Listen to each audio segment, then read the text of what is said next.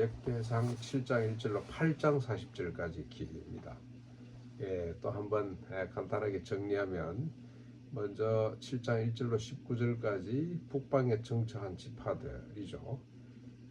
특별히 이사갈 지파 1절로 5절까지 납달리 므낫세 반지파에 관한 족보입니다.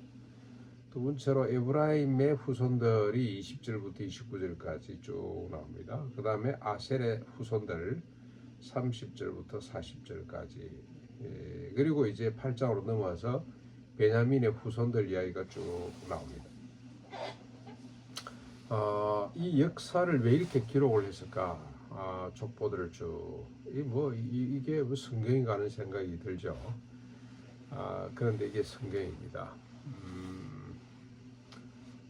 그 하나님의 신실성을 우리가 또 한 번 볼 수가 있고요.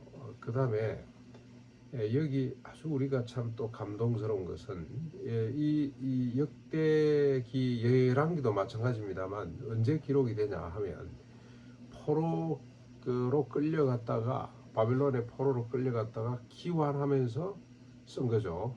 저자는 아마 에스더라고 추정을 많이 하는 것 같습니다. 역사가이고 지도자였던 그가 돌아와서 역사를 재평가하는 거죠. 약육강식의 역사가 아니다. 우성열패 성자 독식이 역사가 아니다. 하나님의 뜻대로 하나님의 영광을 위해서 역사가 흘러간다는 사실을 이 사람의 이름을 통해서 쭉 기록이 되고, 또 하나님의 뜻은 뭔가, 하나님은 뭘 귀중하게 소중하게 보시는가를 잘 드러내고 있는 부분입니다. 지루하기 짝이 없습니다만 가만히 읽어보면 정말로 위로가 됩니다. 여기 한 사람도 안 빠지고 다 기록이 되어 있잖아요. 그렇죠? 그래서 여러분 저 신약에 보면 우리 예수님이 아침 7시에 온 사람이나 오후 5시에 온 사람이나 동일한 임금을 주는 나라가 하나님의 나라라고 하는데, 사람들이 동의를 잘 못하죠. 불공정하다, 불평을 하고, 그러면 누가 일하겠냐 하고 염려를 많이 합니다. 말씀이 이해가 잘 안 가는 거죠. 그래서 구약을 잘 몰라서 그랬겠구나 하는 생각이 듭니다. 이걸 쭉 보면 여러분 다윗도 중요한 인물이고, 그 다음에 또 아브람도 중요하지만 이삭도 중요하지만 모두가 다 중요하죠. 언약의 백성들 치고 중요하지 않은 사람이 한 사람도 없습니다. 하나님 편에서 보면 여기에 기록된 모든 사람들, 수백 명의 사람들이 꼭 같습니다. 꼭 같다는 겁니다. 어느 한 사람은 뭐 더 중요하고 어느 한 사람은 덜 중요하고 그런 게 없어요. 모두가 다 언약의 백성의 명단에 다 들어가 있습니다. 다 존귀한 자들이고 다 귀한 자들입니다. 생육하고 원성에서 땅에 충만해야 될 자들이고, 자신들만 복을 받을 뿐만이 아니라 온 세상을 복되게 해야 될 사람들이 바로 이 명단들이죠. 이 사람들입니다. 그러니 한 사람도 소중하지 않는 사람이 없습니다.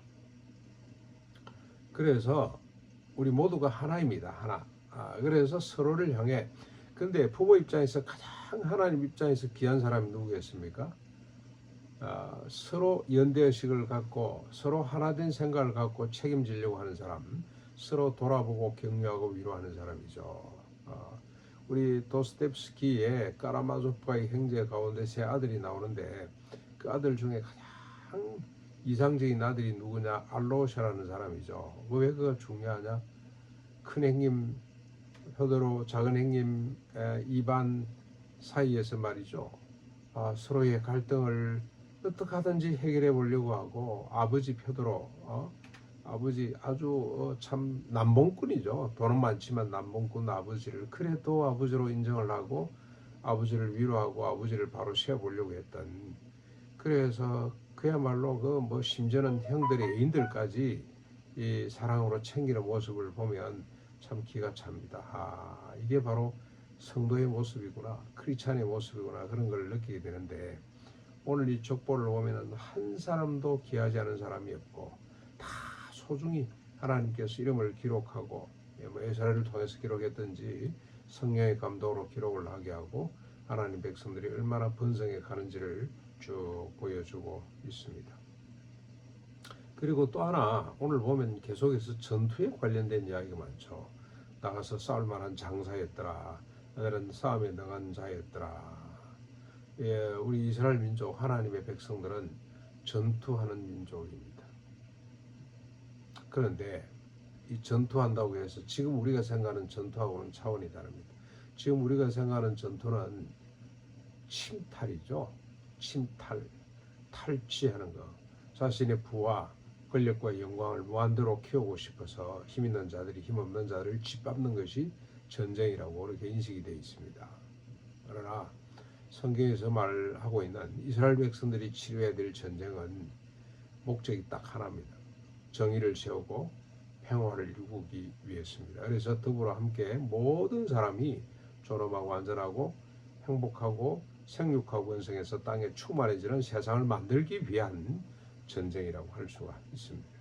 그래서 여러분, 이스라엘 전쟁은 침탈을 위한 전쟁이 아닙니다. 그 예가 뭡니까? 에브라임 후손 가운데 탈취와 탐욕을 위해서 전쟁을 치렀다가 진멸당한 후손이 있죠. 죽은 후손이 있습니다.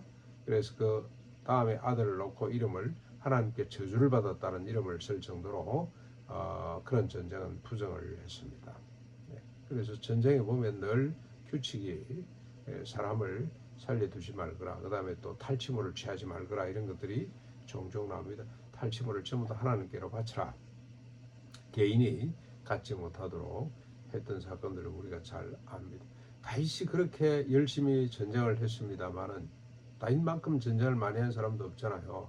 그러나 그는 상비군을 갖지 않았다는 것이 이를 잘 반증해주고 있습니다.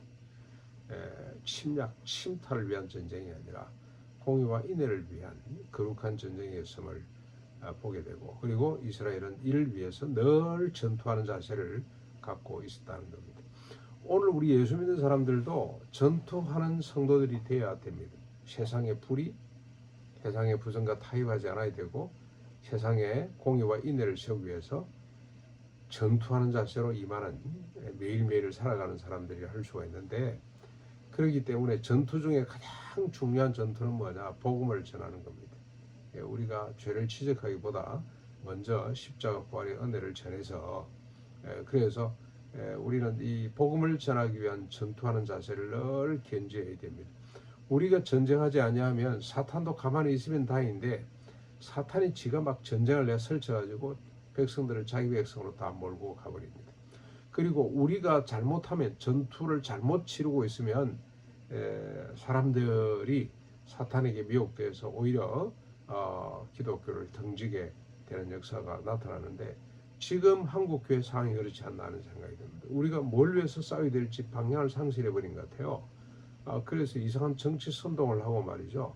강단에서 이 아주 이상한 전투를 지휘하다가 지금 세상으로부터 따돌림을 당하고 오히려 염려 대상이 되는 것들을 우리가 경험하고 있습니다. 오늘도 우리가 하나님의 자녀로서 내가 이름이 있든 없든 이 중요한 게 아니고요. 하나님의 자녀로서 생존하고 번성하고, 그리고 또 우리에게 주신 영역 가운데서 싸움을 잘 감당해 갈 수 있는, 이곳저곳 막 옮겨 다니고 뭐가 어디 가면 좀 더 편할까, 어디 가면 좀 더 뭐 수입이 많을까, 이런 것들 때문에 우왕좌왕하는 것이 아니라 우리에게 주어진 지경 속에서 최선을 다해서 공의와 인애의 전투를, 그런 땅을 확보해 가고 그런 탈취물을 취하고, 그보다 더 적극적으로 하나님의 나라와 일을 증거하는, 그리고 확장해가는 이 전투에 우리가 손잡고 함께 갈 수 있기를 주님의 이름으로 축원합니다.